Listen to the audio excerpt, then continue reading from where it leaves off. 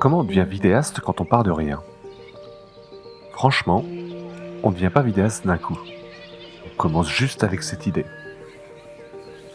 Au début, j'avais pas le meilleur matos, et c'est toujours le cas. Mais j'avais juste envie de créer. Alors j'ai pris ce que j'avais, mon ZVE10, et j'ai filmé, j'ai monté, j'ai appris. Et c'est ça le vrai début.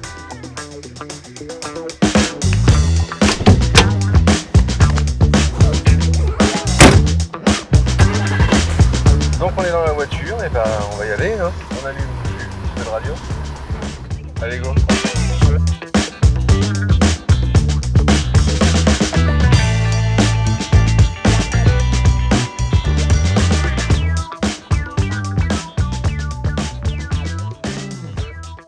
Quoi qu'on fasse, il n'y a rien qui va. On est tout le temps en train de faire des images qui finalement qui ne vont pas rendre à l'écran. Mais je pense que c'est un petit peu ça aussi la création. C'est de se rendre compte que il faut faire, refaire et re-refaire, corriger, retester, s'améliorer, progresser. C'est un cercle virtueux. Plus tu fais, plus tu t'améliores. Plus tu t'améliores, plus tu as envie de recommencer.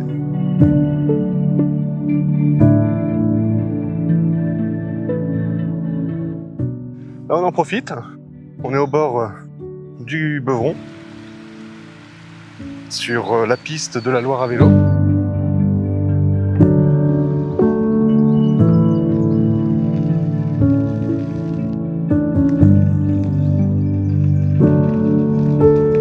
Il y a quand même pas mal de choses à voir. C'est pas négligeable, c'est quand même bien sympa.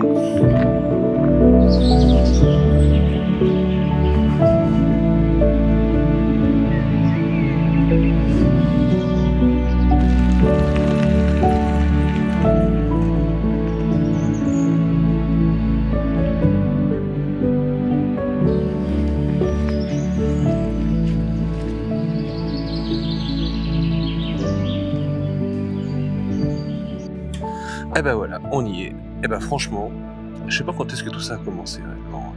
Je me suis pris pas mal la tête, j'ai beaucoup réfléchi, j'ai regardé beaucoup de vidéos et à force de regarder tout ça, je me suis dit mais il y a quelque chose à faire. Il y a quelque chose à faire. Et c'est pour ça que je me lance, c'est pour ça que j'ai envie de faire de la création. D'une part parce que j'en ai déjà toujours fait, hein, et pas forcément en vidéo, hein. De base, moi je suis guitariste. J'ai évolué. Je faisais du montage musique et je me suis lancé dans le montage vidéo. Voilà pourquoi. Bon, et puis, pas la peine de vous préciser dans quelle branche j'étais dernièrement. On le remarquera un petit peu à ça. Qui est-ce qui échoue? Ceux qui font rien, ils n'y arrivent pas. Ils décollent pas. Ils avancent pas. Mais j'ai envie de prendre ce risque, moi. J'ai envie de prendre ce risque parce qu'il y a effectivement cette volonté d'y arriver. On est dans une époque où tout se fait par vidéo aujourd'hui. Avant, il y avait les journaux, il y avait tout ça, mais c'est révolu, c'est révolu. Et maintenant, la vidéo s'installe partout, que ce soit sur Insta, sur Facebook, sur LinkedIn, partout, dans tous les domaines, dans tous les corps de métier. Tu vas chez le restaurateur, il a besoin d'une vidéo. Tu vas dans un magasin, il a besoin d'une vidéo. Tu vas chez un artisan, il a besoin d'une vidéo. Tout le monde a besoin de vidéo. Et voilà, c'est à ce moment-là que moi j'arrive. On verra bien ce que ça donne tout ça, hein? Allez, let's go!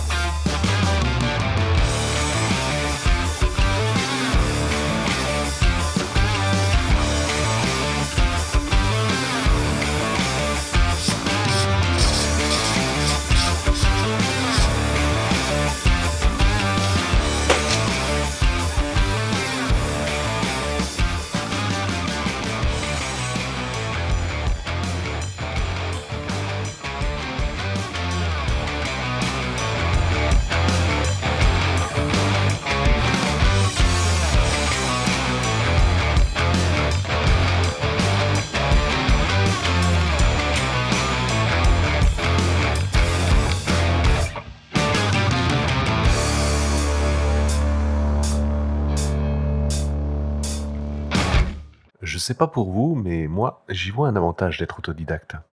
Tu n'es pas formaté. Tu es libre. Libre de tester, de te planter, de recommencer. Libre aussi de douter. Parce que le doute, personne ne te l'enlève. Il t'accompagne, il te suit. Il te murmure que tu n'as peut-être pas les codes. Mais c'est justement là que tu crées les tiens. Et c'est là que tout bascule. Parce qu'à partir du moment où tu crées tes propres codes, tu commences aussi à tracer ton propre chemin. Un chemin qui n'est peut-être pas le plus rassurant, pas le plus balisé non plus forcément, pas celui qu'on t'aurait conseillé non plus, mais c'est le tien. Plus tu avances, plus tu réalises que ce que tu construis ne dépend plus de l'avis des autres, ni de leur validation et encore moins de leur case. Ça dépend juste de toi, de ce que tu décides d'assumer et de ce que tu es prêt à porter.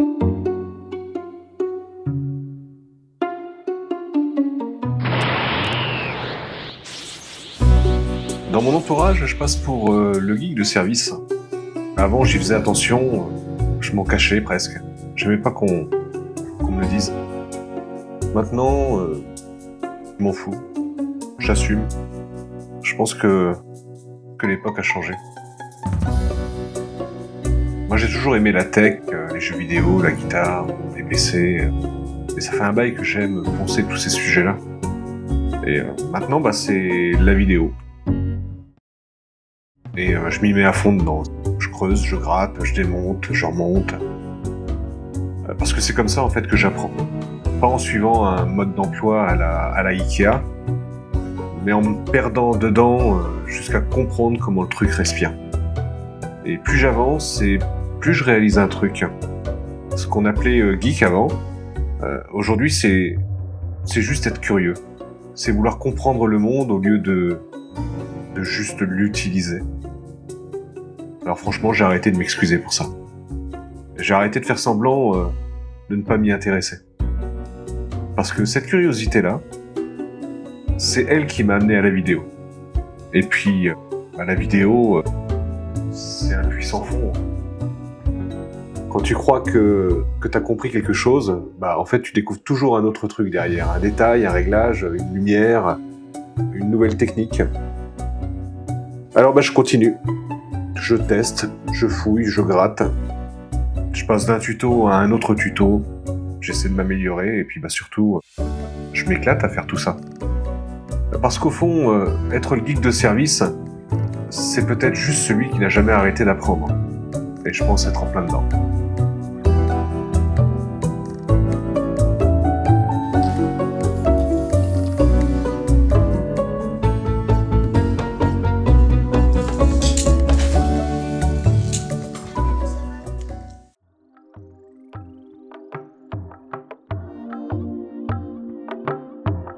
Si tu penses que les autres ont tout compris, laisse-moi te dire un truc. Moi aussi, j'ai cette voix. Littéralement, tout le temps. Cette petite voix qui me dit que je suis pas assez bon, pas légitime, pas à ma place. Et je sais que tu la connais. Parce que quand je te parle là, je parle à quelqu'un qui doute sûrement comme moi. Tu crois que les autres avancent sans peur, sans hésitation, sans se poser 1000 questions. La vérité, c'est qu'on est beaucoup plus nombreux à trembler qu'à l'avouer. Moi, je crée avec cette voix dans la tête. Je marche avec elle. Je filme avec elle. Je publie avec elle. Et tu sais quoi ? J'ai arrêté d'attendre qu'elle disparaisse. Parce qu'elle fait partie du chemin. À 100%. Elle me rappelle que je tiens à ce que je fais. Que c'est ça qui compte pour moi. Et si toi aussi tu doutes, si toi aussi tu te sens parfois à côté de tes propres projets, c'est pas un défaut. C'est le signe que tu es en train de devenir quelqu'un d'autre. Quelqu'un qui avance, malgré la peur. Et ça, c'est tout sauf être un imposteur. Alors écoute, on continue ensemble ? Avec la voix ? Pas contre elle.